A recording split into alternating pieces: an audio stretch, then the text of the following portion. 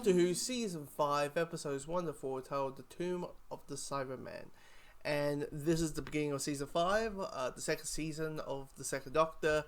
And yes, there's like, the faceless ones and, evil Daleks. And it's just, I am only watching this on BritBox, and naturally BritBox doesn't have those two anime recreations yet. So I'm like, do I just wait? And no, I'll just jump to Season 5 and then kind of backtrack myself when we hit that point. So don't worry, faceless ones and evil Daleks will happen.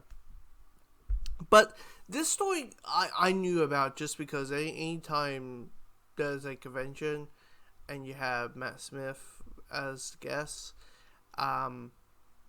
that he would always recommend or talk about, recommend Tomb of Cybermen. So I knew about the title, and I assumed the Cybermen in a title of that.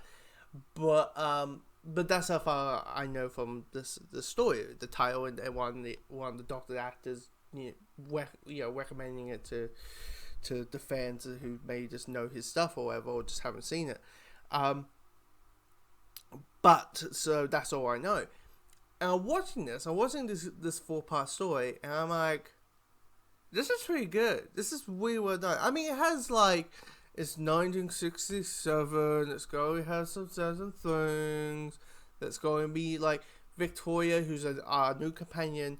Clearly Ben and Polly left in a previous story. It could be the faceless ones, or it could be the evil of the Daleks. It could be one of those two.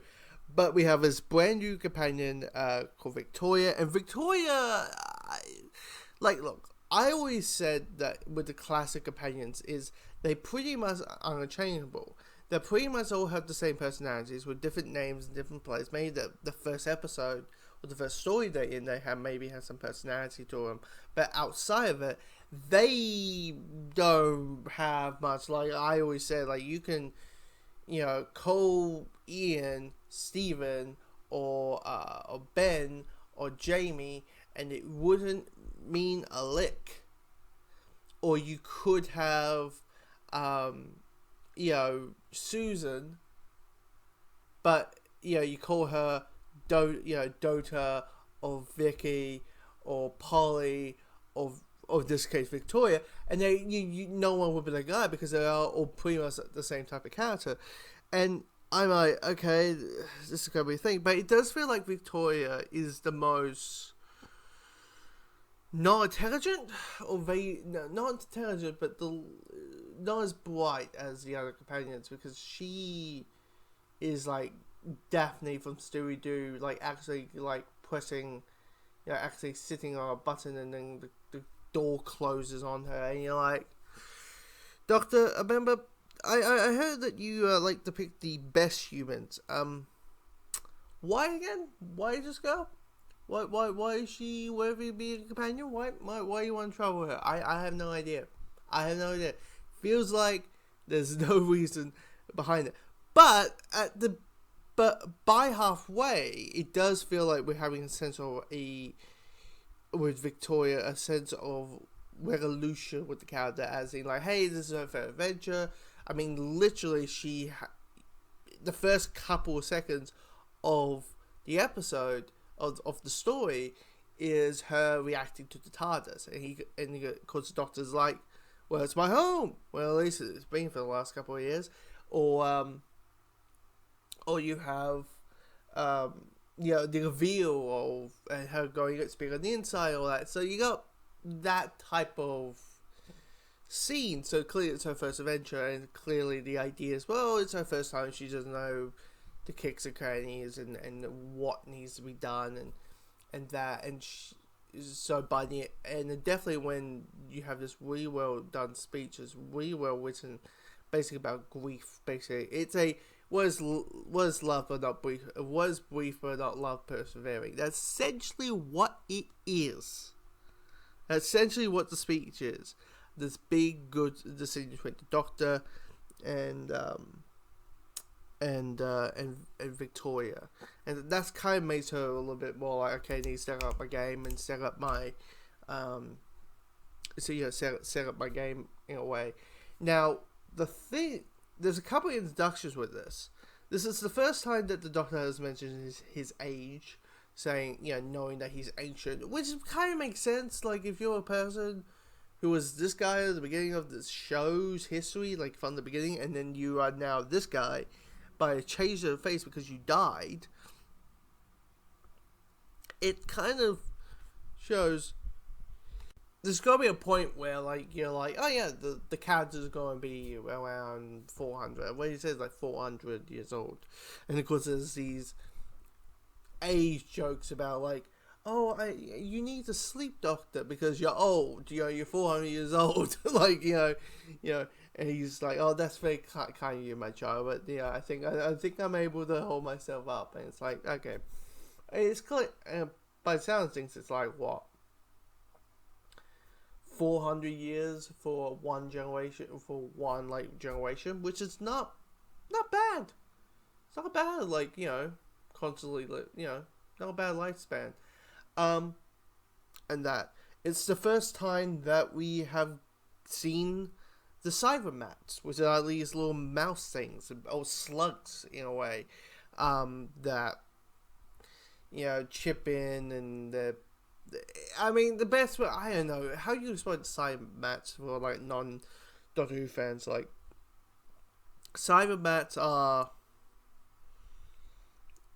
Cybermen, but they're small, like, slugs.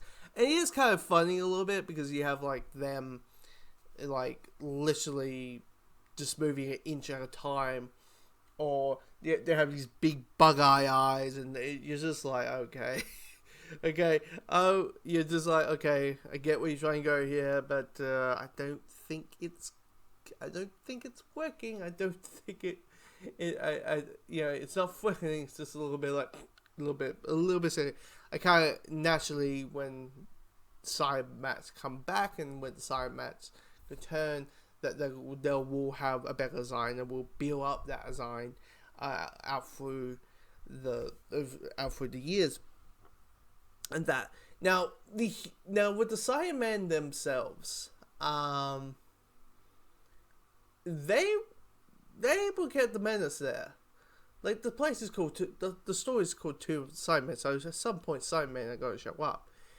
Even though there was a situation where, like, because the idea is they're frozen, these Cybermen are frozen in this tomb, and of course they're awakened and they're in these little plastic kind of what do you call it, like they basically have plastic windows, and they're breaking, the idea that the Cybermen are breaking through the plastic, and it's just a little bit funny of seeing like the Cybermen trying to figure out, like, okay, no, I can't lift up here, can't lift the plastic, I have to go under to get out, and then stare, because probably back to that now it would be like cardboard or a more easier plastic to do, to have that busting through. But the Cybermen is simply this, Cybermen plots and that. I mean, it is all about human reaction, and knowing it's a bunch of archaeologists. I'm a time traveler. I point and laugh at archaeologists. So, new series. It's weird. I like how we still call, like, the current series New Who, and it's been around since 2005. But the Arrival series references, from Earth. They're on this planet. There's a tomb there of the Cybermen, and they're looking around, and people slowly die one by one, and of course there's a couple of them who are looking for the money, or they want control, or they want to have that they're mad in the mind, and all that. But the thing is, it's well paced, it's well executed. The things I talked about out through it, it's jokes or funniness, or little things like here and there, but it's just doesn't it. But it actually is a good story. It's actually, I quite enjoyed it. Who knew? Number 11 know what what Doctor Who stories, good Doctor Who stories are. Who knew?